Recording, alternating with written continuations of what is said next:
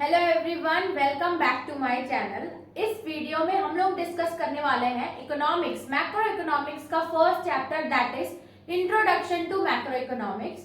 इसके मैंने और भी चैप्टर्स कंप्लीट करा दिए, जैसे कि foreign exchange, balance of payment, government budget. उसका लिंक मैंने डिस्क्रिप्शन में दे दिया, आप जाके चेक कर सकते हैं। ये लेसन बहुत ही ज्यादा इंपॉर्टेंट है क्योंकि ये बेसिक्स बताता है और बोर्ड्स में इससे क्वेश्चन आते ही है। आपको पूछ सकता है difference between macro and micro economics. इसके साथ साथ और भी क्वेश्चन पूछ सकते हैं, जैसे कि how are macro and micro economics are interlinked, और ये भी पूछ सकता है कि what are the approaches to study economics, macro economics. ठीक है, तो स्टार्ट करते हैं हम लोग मीनिंग से। सबसे पहले आपको पूछेगा मीनिंग ऑफ मैक्रो इकोनॉमिक्स। तो अगर मैं बताऊं तो माइक्रो मतलब स्मॉल यूनिट्स, यानी कि अगर हम लोग इंडिविजुअल की इनकम और इंडिविजुअल के एक्सपेंसेस के बारे में डिस्कस करते हैं तो वो माइक्रो इकोनॉमिक्स में आता है। लेकिन अगर वही हम लोग पूरे ग्रुप ऑफ सोसाइटी यानी कि एग्रीगेट नंबर ऑफ पीपल्स की अगर हम लोग इनकम देखें, उनकी सेविंग देखें, उनकी इन्वेस्टमेंट देखें, एग्रीगेट ऑफ इकोनॉमी से डील करें, तो वो आता है मैक्रो इकोनॉमिक्स। यानी कि अगर हम लोग बड़े पैमाने पे किसी चीज की स्टडी कर रहे हैं, सारी सोसाइटीज को इंक्लूड करके, वो मैक्रो इकोनॉमिक्स होता है। ठीक है, डेफिनेशन कुछ इस तरह बनती है, is that part of economic theory which studies the behaviour of aggregate of economy as a whole. मतलब वो एक बिहेवियर है, मैक्रो इकोनॉमिक्स एक थ्योरी है जो कि एग्रीगेट ऑफ इकोनॉमी, पूरे इकोनॉमी का एज अ होल हमको आंसर देता है। ठीक है, अब बहुत सारे इकोनॉमिस्ट थे जो कि थ्योरी देने लगे कि कैसे हम लोग को मैक्रो इकोनॉमिक्स पढ़ना चाहिए, या मैक्रो इकोनॉमिक्स किस पे डिपेंडेंट रहती है, या how to study macro economics. जैसे साइंस में प्रिंसिपल्स होते हैं जो कि साइंटिस्ट देते हैं, वैसे इसमें अप्रोचेस थे, थ्योरीज थी। तो ऐसे ही हम लोगों को देखना है, वो हम लोग को मिलेगी origin and growth of macro economics की, ओरिजिन कैसे हुआ और ग्रोथ कैसे हुआ। ठीक है, अगर रियल फाउंडर की बात करें तो real founder of macro economics माना जाता है प्रोफेसर जे.एम. केनीज को। ठीक है, इसने एक्चुअल रियल फाउंडेशन की थी, किसने? जे.एम. केनीज ने, प्रोफेसर जे.एम. केनीज। उसके बाद नेक्स्ट आता है कि हमें कैसे स्टडी करना है इकोनॉमी। तो इसके लिए दो अप्रोच आए थे।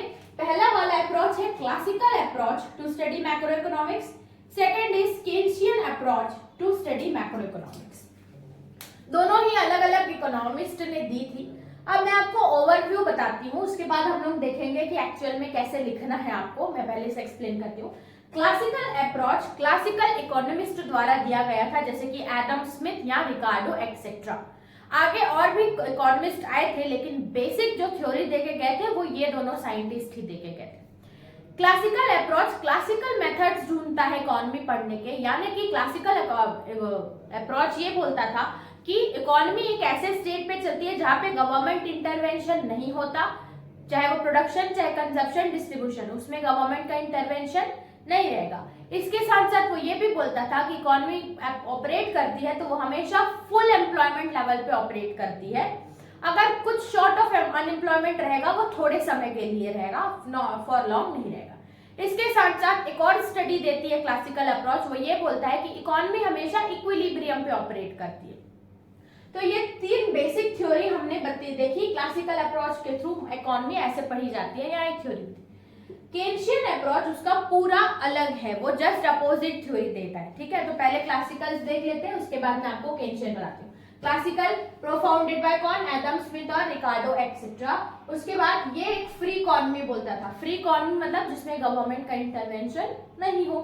फिर economy always functions at full employment, economy हमेशा फुल एम्प्लॉयमेंट लेवल पे ऑपरेट कर रही है, और वो कौन से स्टेट पे रहती है? Always a state of equilibrium. Okay, उसके बाद नेक्स्ट आता है केन्शियन अप्रोच। अब केन्शियन अप्रोच का ओरिजिन कैसे हुआ?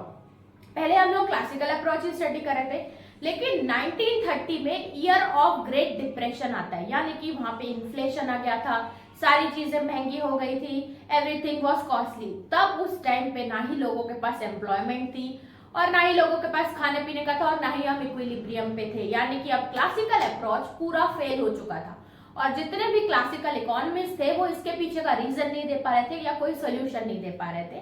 And that what leads to a new theory, development of new theory या new approach by professor Keynes. Keynesian approach में कब आया था? 1936 में एक बुक पे की थी केन्शियन ने। उस बुक का नाम है the general theory of employment interest money, ठीक है, 1936 में। उस बुक से उसने समझाया था कि क्लासिकल अप्रोच फेल हो गया, और उसने क्लासिकल अप्रोच के ड्रॉबैक्स बताते हुए ये बोला कि गवर्नमेंट के बिना इंटरवेंशन के कोई इकोनॉमी नहीं चल सकती। There will be intervention of government in production function, production, consumption and distribution. इसके साथ साथ इकोनॉमी कभी भी मतलब मोस्टली ज्यादा इक्विलिब्रियम पे वर्क नहीं करेगी, और हमें कभी भी इकोनॉमी फुल एम्प्लॉयमेंट लेवल पे ऑपरेट नहीं करेगी, उसके बिलो ही ऑपरेट करेगी। ये सारी चीजें कि कौन से अप्रोच ने बताई थी, केन्शियन अप्रोच, क्योंकि डिप्रेशन आता है तो गवर्नमेंट ही तो मेजर करती है, मैनेज करती है, ठीक है। तो ये था बेसिक इंट्रोडक्शन अबाउट कैसे इकोनॉमी का ओरिजिन हुआ, कैसे उसकी ग्रोथ हुई। इसके और टॉपिक्स बचे हैं, तो चलिए चलते हैं नेक्स्ट वीडियो में, देखते हैं इसका नेक्स्ट पार्ट। तब तक के लिए थैंक्स फॉर